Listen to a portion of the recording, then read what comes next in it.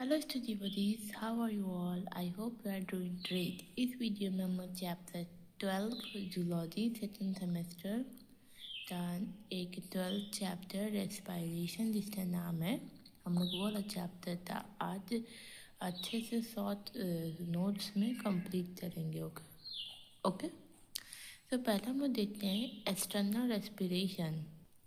External respiration यानी बाहरी जो रेस्पिरेशन होता है तो उसका मतलब क्या होता है?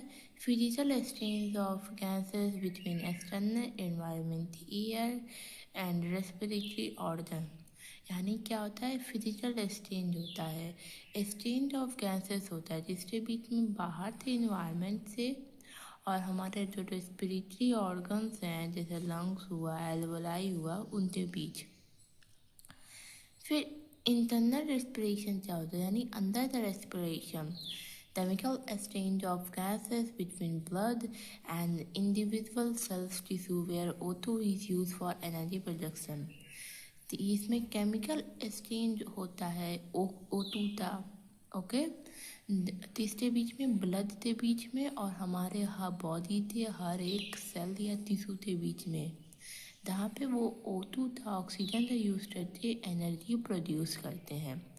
फिर दूसरा स्ट्रक्चर ऑर्गेनाइजेशन, कंडक्टिंग जोन, यानी कैसे कैसे हमारे अंदर सांस आती है, सांस या हम लोग ब्रीथ करते हैं।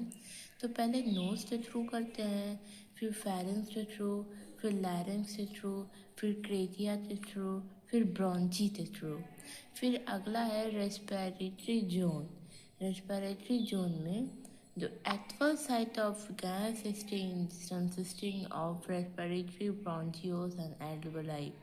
रेस्पिरेटरी जोन क्या होता है? एक्चुअल साइट होती है जहाँ एल्वोलाई थी, जो हमारे लंग्स में एल्वोलाई होते हैं उनकी एक्चुअल साइट होती है जहाँ हमारा जो गैस है वो O2 और CO2 के बीच में एक्सचेंज होता है।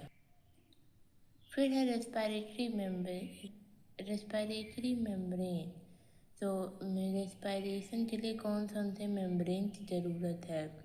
फिर एल्वोलर इपिथेलियम, ये thin layers of cells lining air sac, ये पतली सी लेयर होती है जो कि एयर सैक के चारों तरफ होती है। फिर fused basement membrane, this is a connective tissue between air sac and blood vessels. ये कनेक्टिव टिश्यू होती है, जोड़ने वाली टिश्यू होती है टिश्यू एयर सैक को और हमारे ब्लड के वेसल्स को। फिर अगला है कैपिलरी एंडोथेलियम। ये क्या होता है? Thin walls of surrounding blood vessels, ये पतले पतले वॉल्स होते हैं जिसके ब्लड वेसल्स से सराउंड्स होते हैं।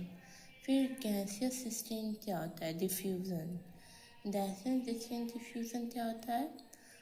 Oxygen move from alveoli into deoxygenated blood।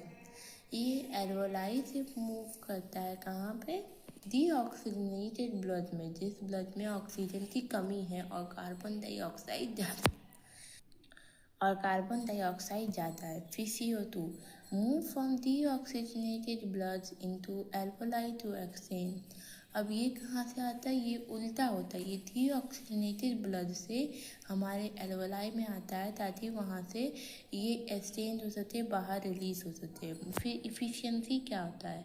तो इफ़िशियंसी होता है CO2 is 20x more soluble than O2 allowing it to diffuse rapidly। तो CO2 जो कार्बन डाइऑक्साइड है वो 20 गुना ज़्यादा सॉल्यूबल है जिससे अपेक्षा में O2 की अपेक्षा में, इसी वजह से ये बहुत जल्दी डिफ्यूज़ हो जाता है। Despite a smaller pressure difference, अब फिर भी भले इन दोनों के बीच में थोड़ा सा प्रेशर डिफरेंस होता है लेकिन O2 ज़्यादा जल्दी डिफ्यूज़ होता है। फिर अगला है ट्रांसपोर्ट ऑफ गैसेस का ट्रांसपोर्ट। सो ऑक्सीजन का transport carrier by haemoglobin and red blood cells as oxyhaemoglobin. तो ऑक्सीजन जो है वो हीमोग्लोबिन के द्वारा कैरी होता है एज अ ऑक्सीहीमोग्लोबिन और small amount is dissolve in plasma, और कुछ ऑक्सीजन प्लाज्मा से भी डिजॉल्व होता है। और CO2 तीन तरीके से ट्रैवल करता है। पहले डिजॉल्व होता है प्लाज्मा में, दूसरा है एज बाइकार्बोनेटेड आयंस। एक बाइकार्बोनेटेड ये तो प्लाज्मा में डिजॉल्व होते हैं, एक बाइकार्बोनेटेड आयंस में डिजॉल्व होते हैं और प्लाज्मा में 70% होता है और फिर बाउंडेड बाय हीमोग्लोबिन एक्सकार्बे माइनो हीमोग्लोबिन। और हीमोग्लोबिन में भी 23% डिजॉल्व होते ट्रांसपोर्ट होता है। अब हम लोग लास्ट में कुछ इंपॉर्टेंट टर्म्स देखेंगे। सो एल्वोलाई क्या होता है? थिन एयर सैच होता है लंग्स में, जहाँ पे एक्सचेंज होता है O2 था एंड CO2 था। फिर